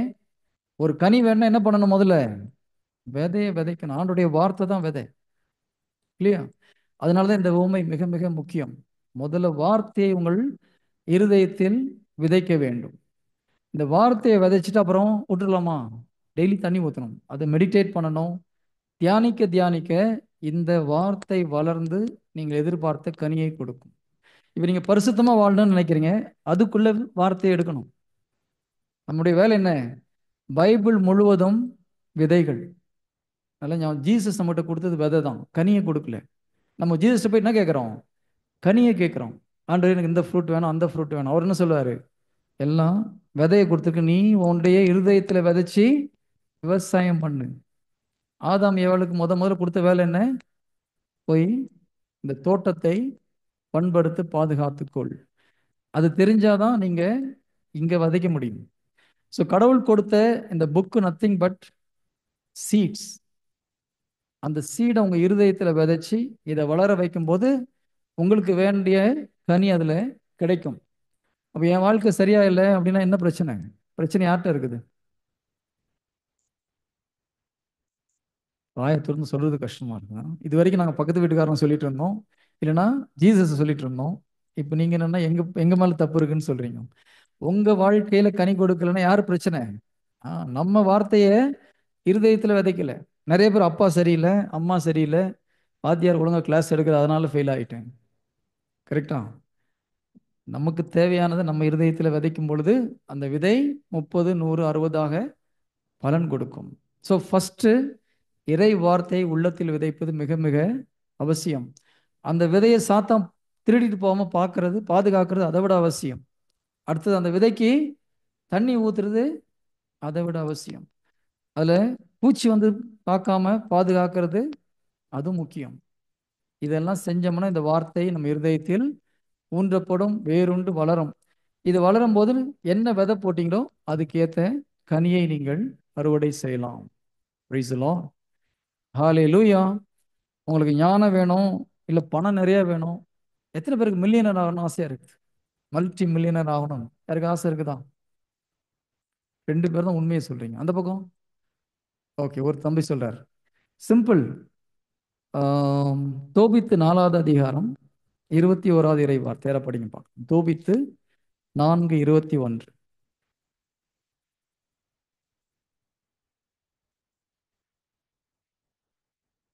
அந்த சிஸ்டர் 2 பேருக்கும் பயங்கர சந்தோஷம். ஆஹா, பிரதர் ஏதோ ஒரு சீக்கிரட் சொல்றாரா, நான் பணக்காரனாக போறேன்.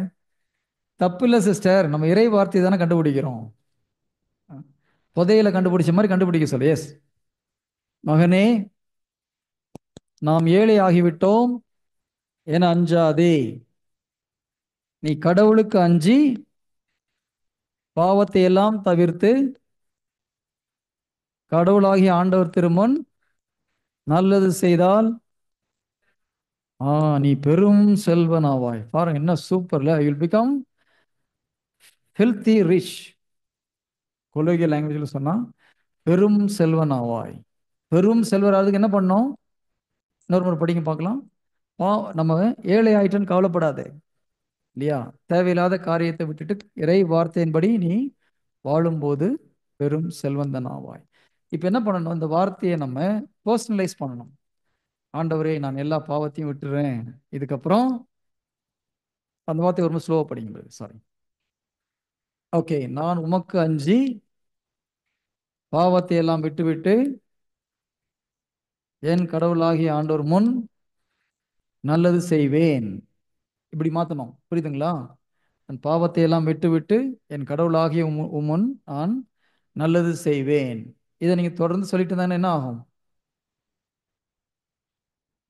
பெரும் செல்வந்தன் ஆக மாட்டீங்க. நல்லா கவனிச்சுக்கோங்க. இதை சொல்லிக்கிட்டே இருக்கும்போது ஃபர்ஸ்ட் பாவம் உங்களை விட்டு வெளியில போகும். சரி, அதான் சீக்ரெட். புரியுதா? ஏன்னா இந்த வார்த்தையை நீங்க என்ன பண்றீங்க?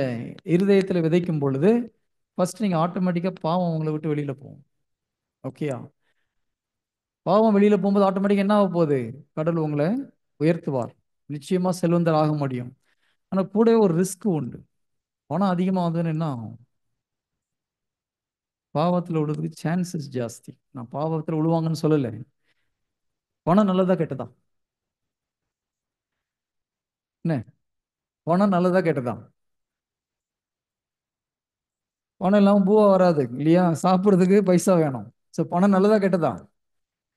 பணம் மோசம் பைபிள் எங்கேயுமே போடல. சரி, நல்லா ஞாபகம் வச்சுக்கோங்க. பணம் பணம் பாவம்னு பைபிள் எங்கேயும் போடல. பணம் கெட்டதுன்னு பைபிள் எங்கேயும். அதனால சொல்றேன், நீங்க பைபிளை கூர்ந்து படிக்கணும். பணம் மோசம்னு பைபிள் எங்கேயும் போடல. பணம் கெட்டதுன்னு பைபிள் எங்கேயும் போடல. பண ஆசை எல்லா பாவத்திற்கும் காரணம்னு போட்டிருக்கு. அப்ப என்ன பிரச்சனை? எது பிரச்சனை? பணம் பிரச்சனை கிடையாது. பணம் மேல ஆசை வந்துச்சுன்னா பிரச்சனை. அப்ரஹாம் பெரிய பணக்காரர் இருந்தார். அந்த நாட்டு ராஜா பொறாமப்படுற அளவுக்கு பணம் வச்சிருந்தார் இல்லையா? ஆனா அவர் பணத்து மேல ஆசை வைக்கல. எல்லாத்தையும் விட்டுட்டு வான்னு சொன்னா ரெடியா இருந்தார். பையனை பலி கொடுக்கறதுக்கு ரெடியா இருந்தார். அவர் பையன் மேல உயிரே வச்சிருந்தார். ஆனா கடவுள் சொல்லும்போது விட்டு கொடுத்துட்டு போறதுக்கு அவருக்கு மனசு இருந்தது. ஸோ அவருக்கு எல்லாம் இருந்தாலும் எதன் மேலும் ஆசை இல்லை, எதன் மேலும் அட்டாச்மெண்ட் கிடையாது. அதனால பணம் பிரச்சனை கிடையாது. ஆனால் நிறைய பேருக்கு பணம் வரும்போது என்ன ஆகுது? பணம் அதிகமாக அதிகமாக கடவுள் மேல் உள்ள அந்த லீனிங் ஆன் கார்டன் வாங்க, கடவுளை நம்புறதை விட்டுட்டு சரி கையில பைசா இருக்கு பார்த்துக்கலாம், அப்படி போறதுக்கு வாய்ப்பு ஜாஸ்தி. அதனால ரொம்ப பணக்காரன்னு ஆசைப்படாதீங்க, தயவுசெய்து சொல்றேன். கடன் இல்லாம நிம்மதியா வாழ்றது இருந்தா போதுன்னு ஆசைப்படுங்க, அது நல்லது. ஆனால் அது உங்களை பொறுத்து இருக்குது. பணம் வர வர கடவுள் மேல் நம்ம வைக்கிற நம்பிக்கை குறைகிறது, கடவுள் மேலோட டிபெண்டன்சி குறையுது நிறைய இடத்துல. அதுக்கப்புறம் பாவ பழக்கங்கள் வர்றதுக்கும் நிறைய வாய்ப்பு உண்டு. அதனால முடிந்த அளவுக்கு ஒரு சிம்பிள் லைஃப் ரொம்ப ரொம்ப நல்லது. ஆல்வேஸ் பணம் மேல ஆசை வரும்போது டேஞ்சரஸ். பண ஆசை எல்லா பாவத்துக்கும் காரணம் இருக்குது. கேர்ஃபுல்லா இருக்கணும். Price the Lord. பெரிய பணக்காரன் ஆக முடியுமா? முடியாதா? முடியும். இந்த ஒரு வார்த்தையை நீங்க விசுவாசிச்சு சொன்னீங்கன்னா பணக்காரன் ஆகலாம். பாவம்லாம் போயிடும், பணம் வரும். வரும்போது திரும்பி போய் பாவத்தில் விடக்கூடாது. அதனால தான் கேர்ஃபுல்லாக இருக்கணும். நான் ஒரு அமெரிக்காவில் ஒரு சர்ச்சுடைய வீடியோ பார்த்தேன். அந்த சர்ச்சில் வழி நடத்துகிற ஒரு வீடியோ காமிக்கிறார். எங்கள் சர்ச்சில் வந்தவங்களாம் வர்றவங்களுடைய காரை பாருங்கன்னு சொல்லிட்டு. எல்லாம் Rolls Royce car, Ferrari, posh. அதில் சீப்பஸ்ட் காரு மெர்சிடஸ் பென்ஸ் தான் சீப்பஸ்ட் கார். எல்லாம் அதை விட காஸ்ட்லியஸ்ட் கார் தான். எதனால? அங்கே ப்ரீச் பண்ணுறது ஒன்லி ப்ராஸ்பரிட்டி மட்டும் ப்ரீச் பண்ணலாம். எப்படி பணக்காரர்கள் ஆகலாம், எப்படி இந்த உலகத்தில் சந்தோஷமாக இருக்கலாம். பைபிள் அதற்காக கொடுக்கப்பட்டது கிடையாது. நல்லா ஞாபகம் வச்சுக்கோங்க. ஆனால் நீங்கள் அந்த கனி விதையை மட்டும் விதைச்சிட்டே இருந்தீங்கன்னா என்ன ஆகும்? அந்த கனி வளரும். ஆனால் கடவுள் நம்மளை எதுக்காக இந்த வார்த்தையை கொடுத்தாரு? அவரை போல மாற்றுவதற்காக. நம்முடைய மிக முக்கியமான வேலை என்னது? ரோமர் 8வது அதிகாரம் 29வது இறை வார்த்தை. ரோமர் 8:29. தம்மால் பிரதர் யாராவது ஒருத்தர் யூத் படிக்கட்டும். கொஞ்சம் நீங்களும் யூத்தாக தான் இருக்கிறீங்க, இன்னும் கொஞ்சம் ஜூனியர்ஸ் படிக்கட்டும். ஓகே. தம்மால் முன்பே தெரிந்து கொள்ளப்பட்டவர்கள் தன் மகனின் தன் மகனின் சாயலுக்கு ஏற்றவாறு இருக்க வேண்டுமென கடவுள் முன் குறித்து வைத்தார். தம்மால் முன்பே தெரிந்து கொள்ளப்பட்டவர்கள் தன் மகனின் சாயலுக்கு ஏற்றவாறு இருக்க வேண்டும் என்று கடவுள் முன்குறித்து வைத்தார். ரோமர் 8வது அதிகாரம் 29வது இறை வார்த்தை. அப்போ கடவுள் நம்மளை தேர்ந்தெடுத்ததுக்கு முக்கியமான காரணம் என்ன? தம் மகனாகிய இயேசு கிறிஸ்துவின் சாயல நம்ம மாறணுன்றதுக்காக தான் நம்மளை முன்குறித்து வைக்கிறார். அப்போ நம்முடைய அல்டிமேட் கோல் என்னவா இருக்கணும்? ஜீசஸ் மாதிரி இந்த உலகத்தில் நடக்கணும். நம்ம நடந்து போனா பேய் என்ன பண்ணணும்? பேய் அங்க இருக்குன்னு சொன்ன நம்ம அந்த பக்கம் ஓடுறதா? அது கிறிஸ்துவ வாழ்க்கை கிடையாது. நம்ம வரும்போது பேய் ஓடணும். புனித பிரான்சிஸ் அசிசி கிட்ட ஒரு சீடர் இருந்தார். கேள்விப்பட்டிருக்கீங்களா? புனித பிரான்சிஸ் அசிசியார். அவர்கிட்ட ஒரு சீடர் இருந்தார். அவர் ஒரு வில்லேஜில் வந்தால் 3 கிலோமீட்டருக்கு பேய் நிற்க முடியாது. ஐயோயோ வந்துட்டான் பேர், அவர் பேர் மாசம் வந்துட்டான் எல்லாம் பேயெல்லாம் அலறி அடிச்சுட்டு ஓடும். எவ்வளோ டிஸ்டன்ஸுக்கு? 3 கிலோமீட்டர்ஸ்க்கு பேய் பக்கத்தில் நிற்க முடியாது. ஒரு ஊரில் வந்தால் பேய் ஓடும், அந்த ஊரில் உள்ள பேயெல்லாம் ஓடும். எப்படிப்பட்ட ஒரு வாழ்க்கை இல்லையா? ஒரு முறை பிரான்சிஸ் அசிசியார் அவங்ககிட்ட ஒரு தாயார் அவங்களுடைய பொண்ணை கூப்பிட்டு வராங்க. இந்த மாதிரி என் பொண்ணுக்கு பேய் பிடிச்சிருக்கு, நீங்கள் கொஞ்சம் ஓட்டுங்கன்னு சொல்லி பிரான்சிஸ் ஜெபம் பண்ணுறார். ஏசு கிறிஸ்து நாமத்தில் சாத்தான ஓடி போன்றார். பேய் ஓடல. இவருக்கு கோவம் வந்துடுச்சு. ஐ வில் கால் மாசா நோ அப்படின்றாரு. பேய் ஓடி போயிடுச்சு. ஜீசஸ் பேரை சொல்லும்போது கூட பேய் கொஞ்சம் நேரம் நின்னுது.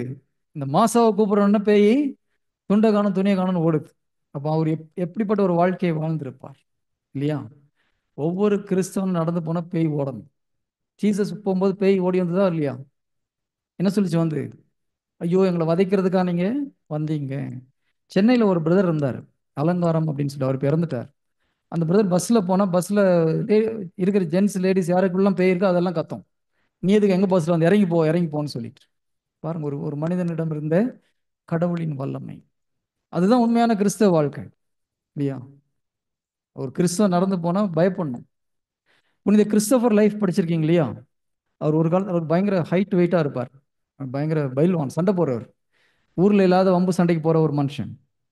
நம்ம பாஷையில் சொன்னால் ரவுடி. அந்த ஊரில் பெரிய ரவுடி, எல்லாம் பயப்படுவாங்க அவர்கிட்ட. ஏன்னா கொஞ்சம் இதாக பேசினா உடனே அடிச்சிடுவார். அந்த மாதிரி ஒரு ரவுடி. அவருடைய எய்மே வந்து எல்லாத்தையும் கண்ட்ரோல் பண்ணணும் அப்படின்ற ஒரு எண்ணம். அப்போது ஒரு நாள் அவரும் அவங்க ஃப்ரெண்ட்ஸும் போயிட்டு இருப்பாங்க. அந்த பக்கம் ஒரு மந்திரவாதி வருவான். அதை பார்த்து அவங்க ஃப்ரெண்டு ஓடுவான். இவர் பிடிச்சி கேட்பேன், ஏன்டா ஓடுறேன்னா? மந்திரவாதி, நான் மந்திரம் பண்ண பேய் வச்சுட்டு இருக்கான் அப்படியான்னு சொல்லி நேராக போய் மந்திரவாதிகிட்ட போவார். எனக்கு மந்திரம் கற்றுக் கொடு, நான் மந்திரம் கற்றுக்கணும். எதுக்குன்னா நான் எல்லாத்தையும் கண்ட்ரோல் பண்ணணும். போயிட்டு மந்திரம் கற்றுப்பார். உண்மையாக அவருடைய வாழ்க்கையை படித்து பார்த்தா அப்படி தான் இருக்குது. போய் எல்லாரும் மந்திரம் கற்றுட்டு என்ன பண்ணார்? கையில் 2 குட்டி சாத்தான் வரும். இவர் போனார்னா எவராவது பிரச்சனை பண்ண உடனே பேயை விட்டு கலெக்டாக பண்ணுறது. சூப்பர் செயின்ட் இல்லை? ஆச்சரியமா இருக்கா? அதான் அவருடைய வாழ்க்கை. ஒரு நாள் என்ன பண்ணுறாரு, சர்ச் பக்கமாக வர அங்கே ஒரு ஃபாதர் நின்றுட்டு இருக்கார்.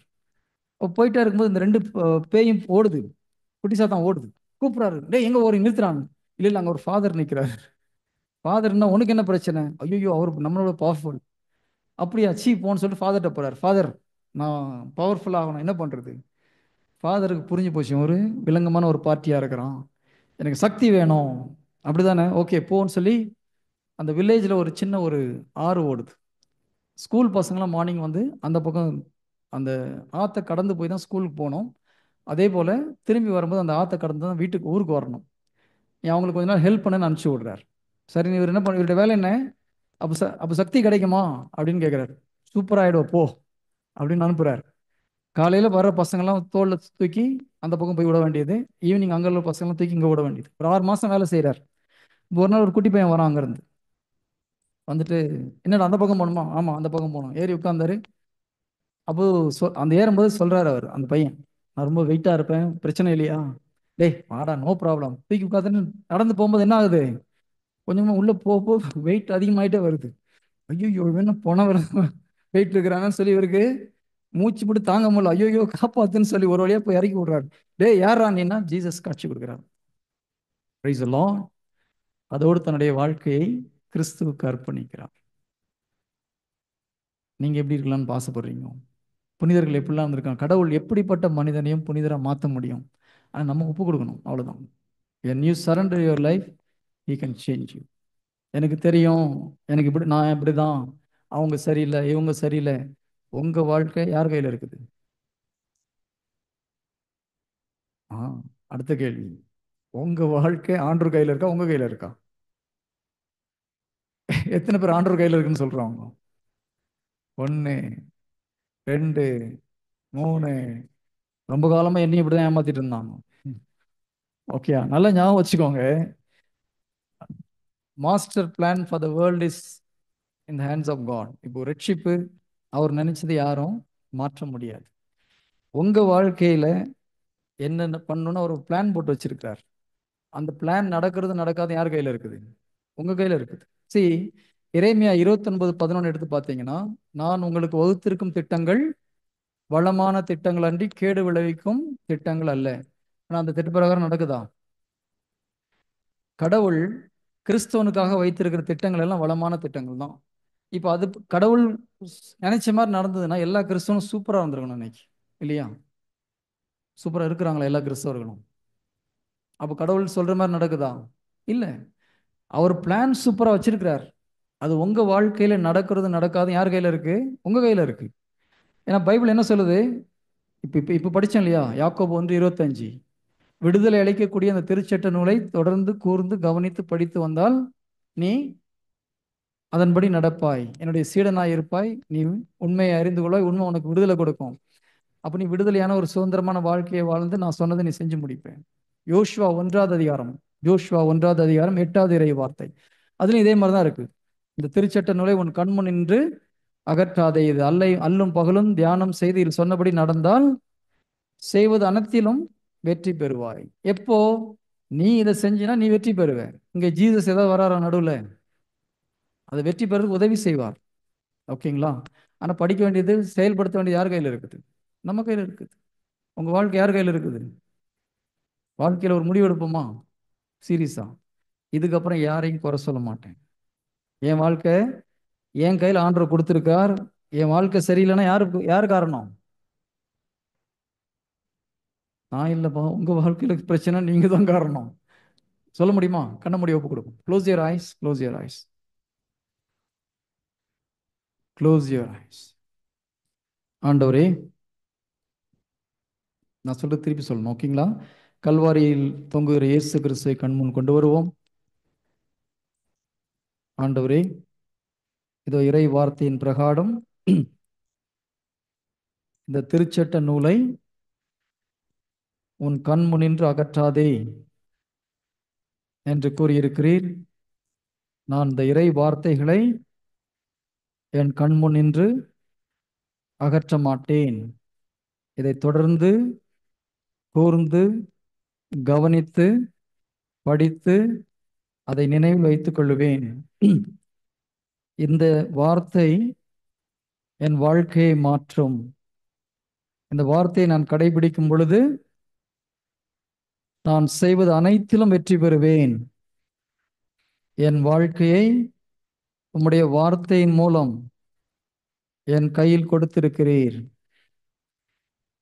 நான் இனிமேல் மற்றவர்களை, சூழ்நிலைகளை குறை சொல்ல மாட்டேன்.